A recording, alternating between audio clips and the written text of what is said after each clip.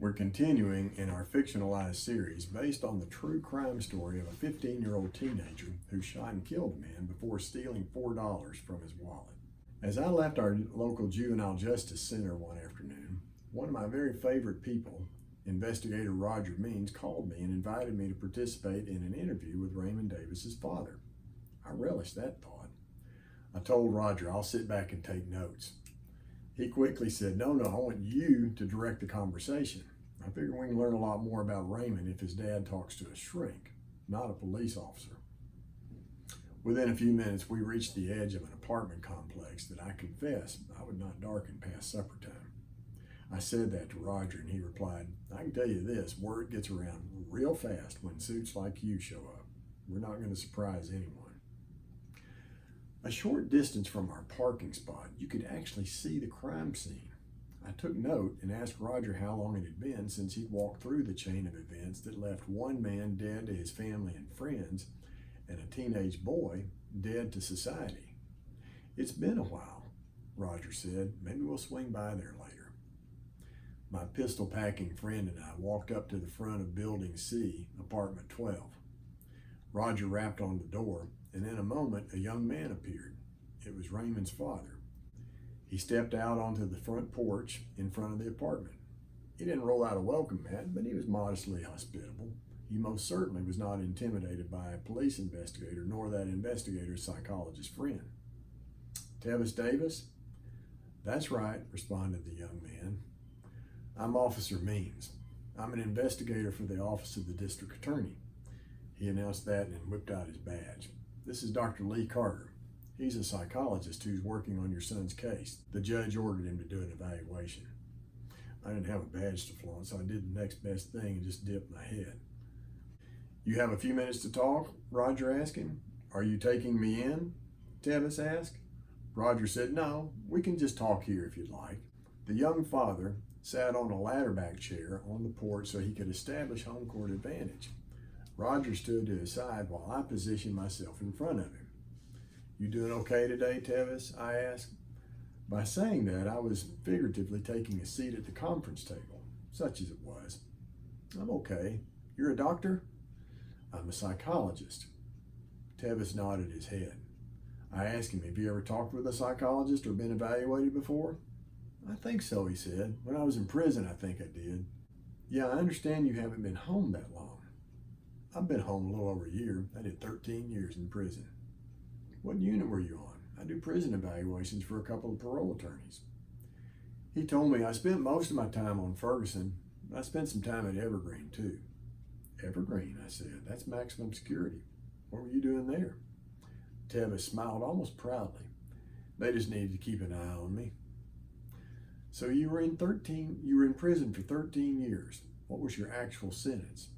He said 13 years. I did every day of it. It doesn't take a genius to figure out that Tevis was not a well-behaved person while a guest of the state. I have enough knowledge of the system to reasonably deduct that he spent a fair amount of time in segregation. More than one prisoner has told me the horror stories about life in solitary confinement. You know, I like personal time as much as the next guy, but isolation for months, even years, no thank you. So what can you tell us about your son? Roger asked, wanting to get down to business. Tevis said, he's a pretty good kid. I know he did something wrong. That's an understatement. He's in big trouble, Roger said. You realize that, don't you?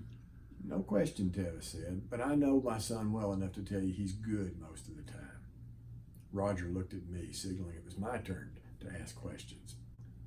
I had a long talk with him just recently, I said. Did he say anything about me? Tevis asked. I didn't have any intentions of betraying the words Raymond shared with me, but I answered, he said a lot. He tell you about the fight me and him had? Now, the mere fact that Tevis mentioned that encounter hinted at some guilt. I was aware of that, I said. I'm sure he wishes he had a normal family. Tevis knew exactly what I meant and no doubt agreed.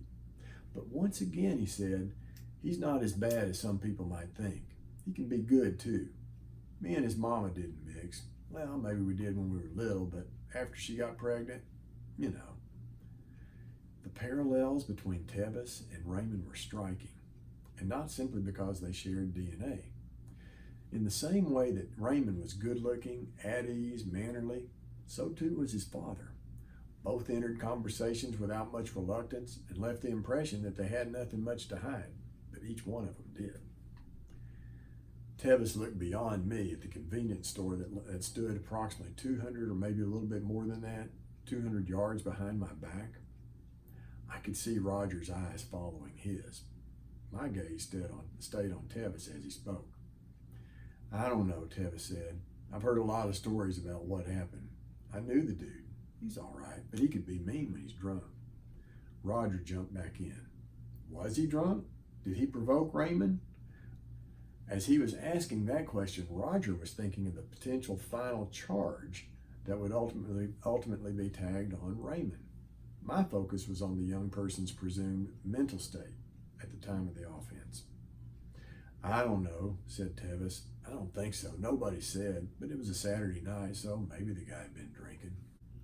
Roger asked, "Before Raymond left these apartments to go to the store, had he been in an argument with anyone? You, your girlfriend, his girlfriend, anyone at all?" "No, not that I know of," Tevis said. "Any idea where he got the gun?" Roger asked. Tevis shook his head sideways, although both Roger and I were fully aware that a denial didn't mean he knew absolutely nothing. "I can tell you this," Tevis said. "What my son did, there's no excuse for, but he's not all bad." Okay, my busy mind starts thinking, "Tevis, that's the fourth time in just a few minutes you've said Raymond, the son you barely know, is not bad. What are you trying to tell us?" So I ask aloud, "Tevis, when you say he's okay, or he can be good, or he's not bad, what are you getting at?" The response was quick. Tevis said, "He's my son. That's all I'm saying." Tevis loved Raymond. Raymond's mother, Cheryl, loved him. Tevis and Cheryl didn't love one another. They probably never really did. "He's my son," Tevis replied in a firm voice. "That's all I'm saying."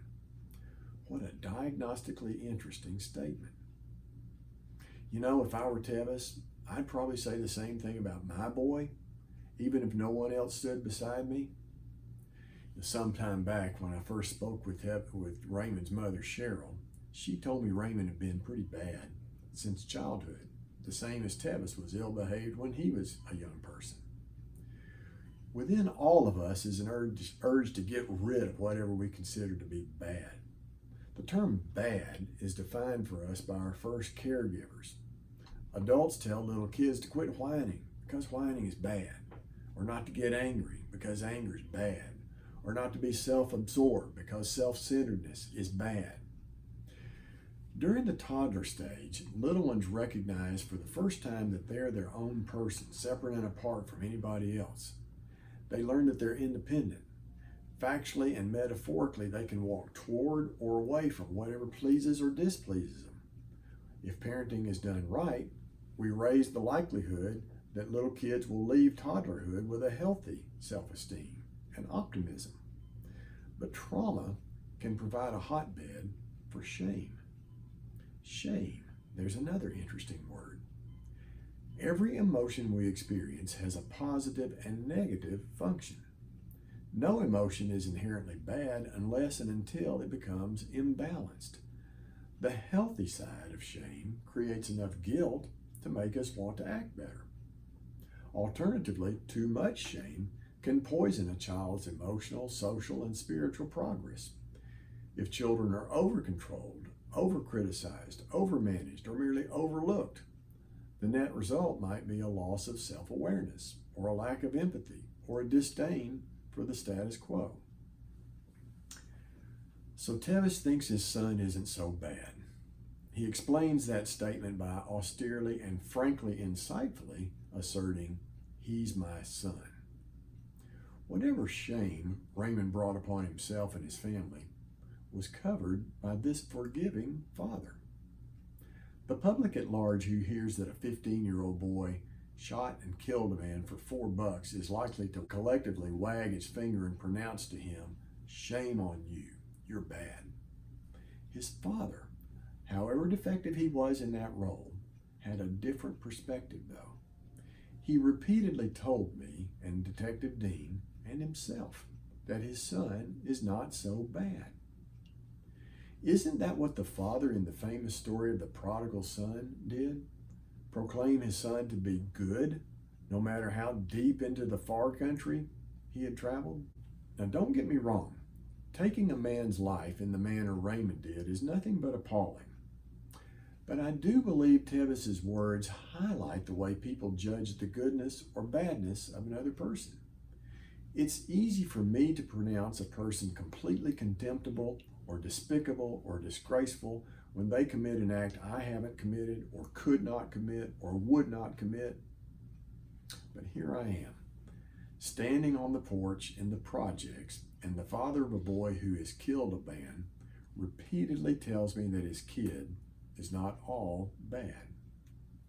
Whatever character flaws Tevis owns, he intuitively knows a piece of the divine lives somewhere deep inside his own son's soul. Tevis understood that. Roger and I talked with Tevis for maybe an hour. From him, we learned lots of things about Raymond. He likes Houston's chances in the NBA this year. He cooks a pretty decent breakfast of canned corned beef and eggs. He can sleep like a rock while laying on a stone floor, and he opens doors for females. But he also punches his daddy, and he throws things when he's angry, and he prefers girls who've been around the block at least as many times as he has, and he knows guns, and apparently he doesn't feel the right kind of indignity after using one. Our conversation ended. Tevis told us to come back and see him again anytime we wanted. After Roger and I got back into his government-issued car, I said to him, you know, maybe Tevis is every bit the villain Raymond Davis's mother says he is, but he's a realist. He's just like his son. Several personas live inside his body. Roger looked at me and said, you mean he's got a multiple personality disorder? No, that's not what I'm getting at. He probably has an antisocial personality, and maybe he's not too far from a sociopath.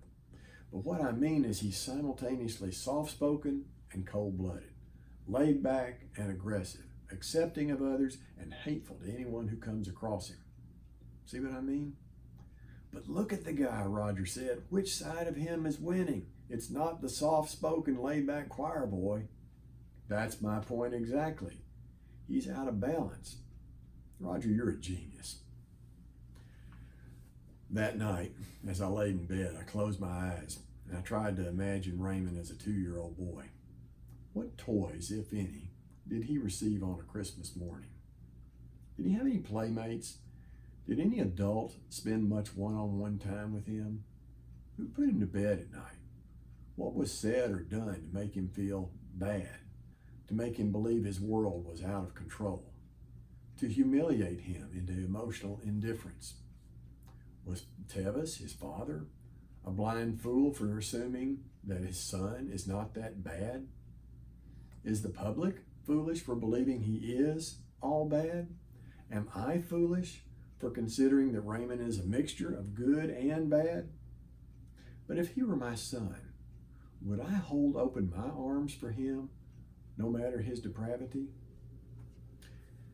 At every stage in life, there's a crisis to be resolved, decisions to be made. Within each of us is a pairing of opposites. When we acknowledge and own the best and worst of ourselves, we live in balance. But when one side of the self is untrained or ignored or suppressed, we precariously fall out of bounds and we shoot people. Do you believe in an imbalanced person has the chance to be brought into balance? I'm psychologist Lee Carter. In our next video, we'll explore the crime scene of this murder. Stay with me. I'll look forward to seeing you again soon.